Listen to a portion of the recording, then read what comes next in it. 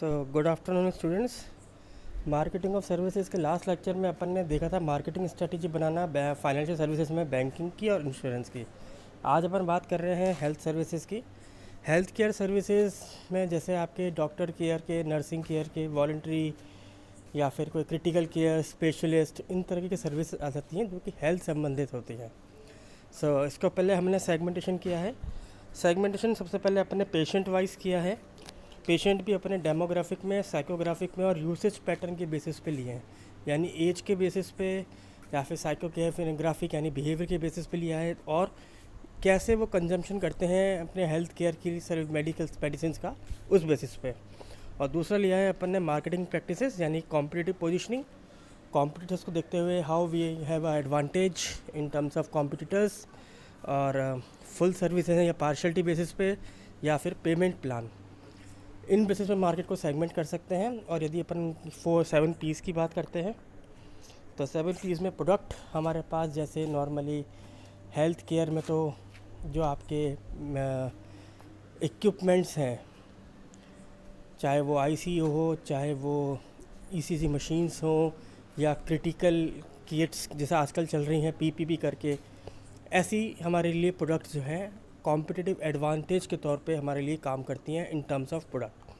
तो जब आप प्रोडक्ट की स्ट्रेटेजी बनाएंगे तो ये देखेंगे कि आपके पास ऐसे कौन से प्रोडक्ट्स अवेलेबल हैं जो कॉम्पिटिटर के पास नहीं है। और पेशेंट्स आजकल बेसिकली ऐसी कौन सी चीज़ या ऐसे कौन से इक्विपमेंट्स के लिए सोचता है जहाँ पे उसको एक सेटिस्फैक्ट्री जवाब मिलता है कि यस, मैं आपकी क्योर कर सकता हूँ। अब इसमें देखिए, हम लोग कई सारे आपने जैसे सोनोग्राफी देखे होंगे, सेंटर्स आपने देखे होंगे, ये भी हेल्थ केयर सर्विसेज काउंट होने लग गए। तो आजकल आप देखते हैं कि कई ऐसी सोनोग्राफी हैं जिसके अंदर डिजिटल भी है, कोई कलरफुल भी आ रही है, नंबर ऑफ़ इक्विपमेंट्स उसके पास ज़्यादा है। तो ये प्रोडक्ट्स रेंज को डिस्क्राइब कर रही है। देन आती है प्राइस।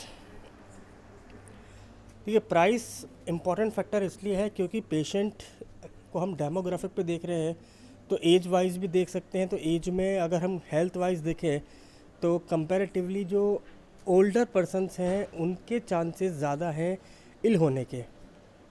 ठीक है, मान लेते हैं कि यंग एज भी होती है, मिडिल सभी होते हैं, पर ओल्डर पर्सन ज़्यादा हैं। और ओल्डर पर्सन के पास हम एक पॉइंट रख के चलते हैं, question of sustainability of earning. तो इसलिए प्राइस हमें थोड़ी सी कॉम्पिटिटिव रखनी पड़ती है। जो आपका कॉम्पिटिटर मार्केट में प्राइस चार्ज कर रहा है जिन चीज़ों के, आप उस चीज़ के चार्ज कर सकते हैं। बट यदि आपके पास कुछ एडिशनल एडवांटेजेस हैं इक्विपमेंट्स में या सर्विसेज में, तभी आप उसके बदले में प्राइस रेंज को बढ़ा सकते हैं। Then place.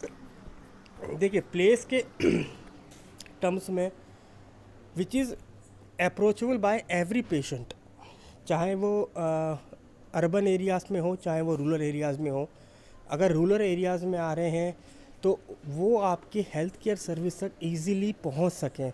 यदि इनको नंबर ऑफ़ ट्रांसपोर्टेशन चेंज करने पड़ रहे हैं, और ऐसी जगह पे आपका हेल्थ केयर है जहाँ पे उनको सोचना पड़ता है 2 बार कि वहाँ पे आ तो जाएंगे पर वहाँ से वापस कैसे जाएंगे, तो ऐसी प्लेस को हम अपने हेल्थ केयर सर्विस में चूज़ नहीं कर सकते। यहाँ हम कॉम्पिटिटिव एडवांटेज में मात खा जाएंगे। देन आता है प्रमोशन। देखिए, हेल्थ केयर सर्विस में प्रमोशन का जो पॉइंट ऑफ व्यू आता है वो आता है इस तरीके से, जितने नंबर ऑफ़ पेशेंट्स आपके पास से सेटिस्फाइड हैं आप उन्हीं चीज़ को प्रमोट कर सकते हैं। तो एडवर्टाइजमेंट तो एक है ही। जैसे आजकल आपने देखा होगा मैक्सिमम सोनोग्राफीज अपने आगे लिखते हैं कि हम लोग कलर सोनोग्राफी करते हैं, या फिर we have a highly equipped machines, technologies, digital x-rays and others.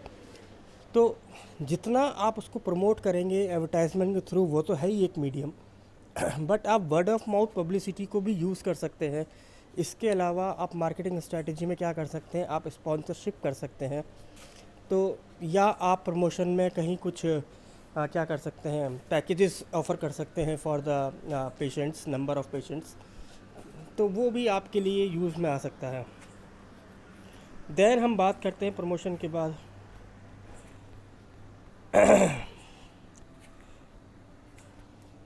Product price place promotion. Then हम बात करते हैं अपने लिए, यहाँ हमने पैकेजिंग और क्या कर रखा है, वैसे पोजीशनिंग को भी ले रखा है क्योंकि हेल्थ केयर में क्या है, पैकेजिंग नॉर्मली जैसे हम बात कर रहे हैं सोनोग्राफी का एग्जांपल लेके, तो वी कैन यूज़ कि हाँ आपके पास एक्सरे को रखने के ले जाने के लिए कोई ऐसा जैसे ब्राउन कलर का जो एनवलप होता है वो आप दे सकते हैं, जिस पे आपका नाम लिखा होता है कि आप कौन सी सोनोग्राफी या से अपना ये दिखा के लाए हैं, अपने आप को एग्जामिन करा के लाए हैं। और पोजिशनिंग, जैसे हमने कहा कि positioning it should be how to place your product in the mind of the consumer.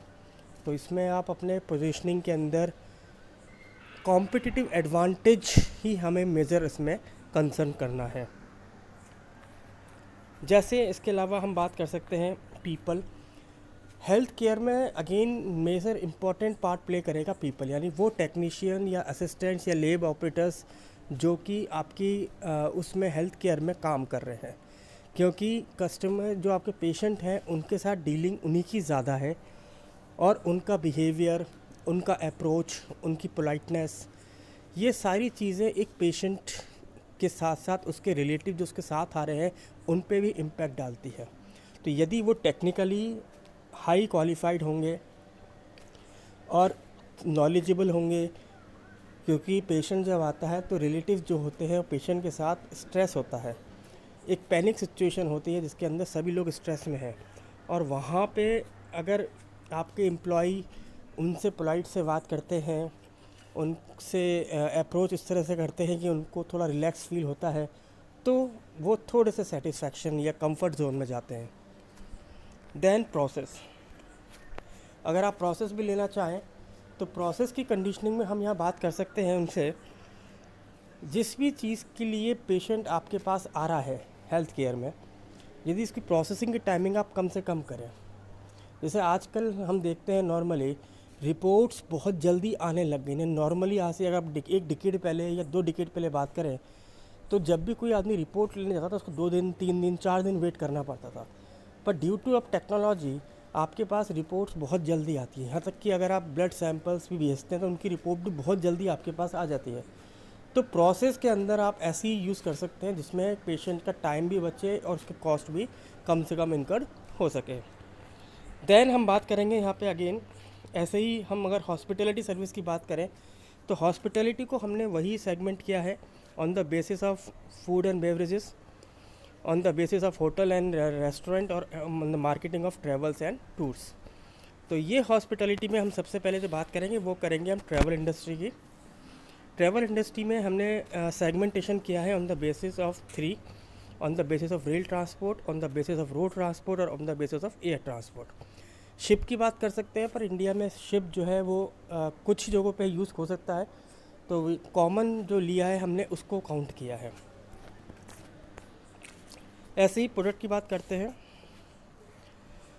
Hospitality industry में जब हम प्रोडक्ट की बात करते हैं ट्रैवल इंडस्ट्री में, तो हमारे लिए होटल का room, free breakfast, free internet, इसके साथ साथ home door pickup, door delivery, जहाँ पे आप कस्टमर को लेने जा रहे हैं और अपने होटल तक लेके आ रहे हैं, तो ये चीज़ें प्रोडक्ट के तौर पे बहुत ज़्यादा दिखाई देती हैं when we use marketing strategy of hospitality industry. ऐसी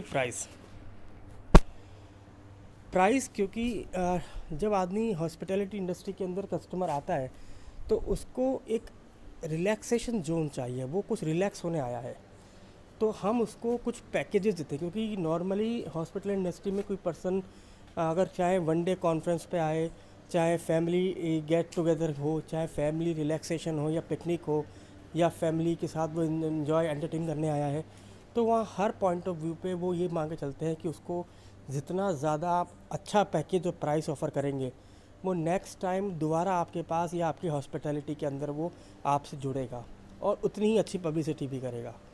तो हमें प्राइस या पैकेज वो रखने हैं जिसके अंदर कस्टमर आपके पैकेज को देख के खुश हो और उसको सेटिस्फैक्शन मिले।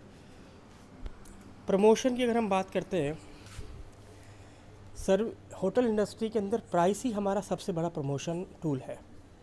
अगर आपके गुड पैकेजेस हैं, आपके रूम रेंट कम है और उसमें रूम रेंट के साथ साथ उसमें सर्विसेज ज़्यादा इंक्लूड हो रही हैं, वो आपके लिए बेटर प्रमोशन फैसिलिटी कर रहे हैं। आजकल आपने देखा होगा कई हॉस्पिटैलिटी सेंटर या होटल्स क्या करते हैं, वो आप लोगों के लिए टूर भी ऑर्गेनाइज़ करते हैं, या जो उनके आसपास जो व्यू होते हैं, जो जो टूरिस्ट प्लेसेस होते हैं, वो उनका अरेंजमेंट भी आपके लिए करते हैं उसी पैकेज में। कुछ लोग तो आपके लिए उसी प्राइस पैकेज में डिफरेंट डिफरेंट प्रोग्राम्स भी ऑर्गेनाइज़ कर देते हैं। तो ये सारी चीज़ें, जो प्राइस है प्रमोशन का सबसे अच्छा टूल है। और अपार्ट फ्रॉम प्राइस हम जो यूज़ कर सकते हैं वो सोशल मीडिया हमारे लिए थोड़ा सा मैनेजेबल है, कॉस्टली भी कम है थोड़ा सा।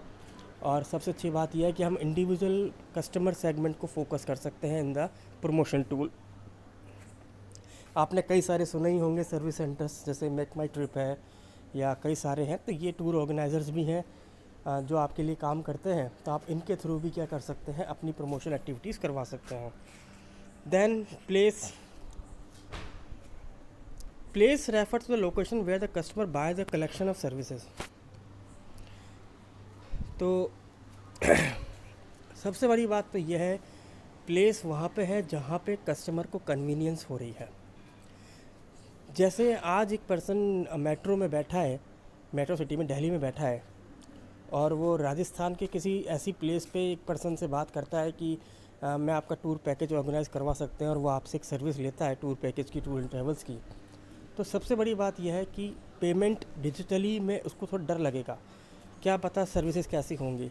पर यदि आप उसको प्लेस ऐसा प्रोवाइड करवाएं जहाँ पे वो अप्रोच कर सकता हो, वहाँ पे वो जाके देख सकता हो, वहाँ पे किसी पर्सन से मिल ले, तो उसका सेटिस्फेक्शन लेवल थोड़ा सा बढ़ जाएगा और आपकी सर्विसेज के रिगार्डिंग वो अश्योर हो जाएगा। किस चीज़ के रिगार्डिंग अश्योर हो जाएगा कि यदि कोई कंप्लेंट आती है तो यहाँ एक पर्सन बैठा है जो मेरी समस्याओं को सुन लेगा रिगार्डिंग द सर्विसेज। तो वो आप देख सकते हैं। पीपल यहाँ पे आता है in the time of transaction. सबसे पहली बात तो पीपल इंटरेक्शन होता है कस्टमर से वहाँ, जब आप कोई tour package being as a operator किसी कस्टमर को बेच रहे हैं, तो आपके एम्प्लॉय का नॉलेजेबल होना regarding each and every places, वहाँ पे कितने टूरिस्ट प्लेसेस अवेलेबल हैं, कैसे वहाँ पे जाया जा सकता है, उसकी ईच एंड सिंगल इन्फॉर्मेशन आपके एम्प्लॉय के पास होनी चाहिए। उसके बाद अगर मान लीजिए कोई ट्रांजैक्शन हो रहा है, तो ट्रांजैक्शन के लिए अगर आप किसी अपने एग्जीक्यूटिव को उसके पास भेज सकते हैं चेक कलेक्शन करने के लिए या पेमेंट कलेक्शन करने के लिए, या कोई पॉलिसी आपको साइन करवानी है, कोई एग्रीमेंट साइन करवाना है उसके लिए, तो भी आप यूज़ कर सकते हैं in the term of people. Her terms में आपके एम्प्लॉय का नॉलेजेबल और स्किल का होना ज़रूरी है। देखिए, जब वो टूर पैकेज लेगा तो जिस टूर पे वो जा रहा है, जिस प्लेस पे वो जा रहा है, वहाँ पे होटल स्टाफ मिलेगा। उस होटल स्टाफ का भी आपके टूर पैकेज में काफ़ी इन्वॉल्वमेंट है। यदि वो नॉलेजेबल नहीं है, उनका बिहेवियर अच्छा नहीं है, तो आपकी सर्विसेज ख़राब मानी जाएंगी। तो आपके लिए पीपल अगेन एक इम्पॉर्टेंट टूल माना गया है इसके अंदर सर्विस ऑफ इंडस्ट्री में। देन प्लानिंग, इसके अंदर हम क्या कर रहे हैं, प्रॉपर प्लानिंग के साथ आजकल कस्टमर्स को इंडिविजुअलाइज या कस्टमाइज पैकेज सेल आउट किए जाते हैं। हर एक पर्सन का अपना अपना प्लान है, अपनी अपनी प्लानिंग है, अपना अपना बजट है, और अपना अपना डेस्टिनेशन है टू विज़िट। तो उसको डिफरेंट प्लेसेस के हिसाब से अपना बजट कस्टमाइज चाहिए। तो प्रॉपर प्लानिंग के साथ ही आप क्या कर सकते हैं, उसको अप्रोच करिए। और यदि आपकी पॉलिसी में नहीं है, तो आप उसको साथ डीलिंग करके उस पॉलिसी को आप अपने यहाँ पे इम्प्लीमेंट करने की कोशिश कर सकते हैं। और फिज़िकल एविडेंस सबसे इम्पोर्टेंट आ गया। Again clues, physical clues. जब पर्सन किसी होटल में जा रहा है तो वहाँ पे उसको उसका एम्बियंस, लुकिंग, एनवायरनमेंट, ये सारी चीज़ें वो देखेगा। यहाँ तक कि होटल के रूम्स वो देखेगा, क्योंकि वो प्राइस दे कर रहा है, उसी से उसको मालूम चलेगा कि जो मैंने प्राइस दिया है वो ठीक है या नहीं। इसके अलावा सर्विसेज भी वो मैनेज तो करेगा ही, चाहे वो बेड हो, चाहे वो रेस्ट के लिए हो, चाहे टेलीफोन हो, चाहे जो होटल में उसको अगर आप पिक करने आ रहे हैं आपकी कार तक उसके लिए फ़िज़िकल एविडेंस मानी जाएगी। तो ये सारी चीज़ें आप अपने when you prepare the strategy of regarding of tours and travels, तो आप ये सारे पॉइंट्स को सोच सकते हैं और इन्हीं को ध्यान में रखते हुए आप अपनी स्ट्रेटजी डिज़ाइन कर सकते हैं।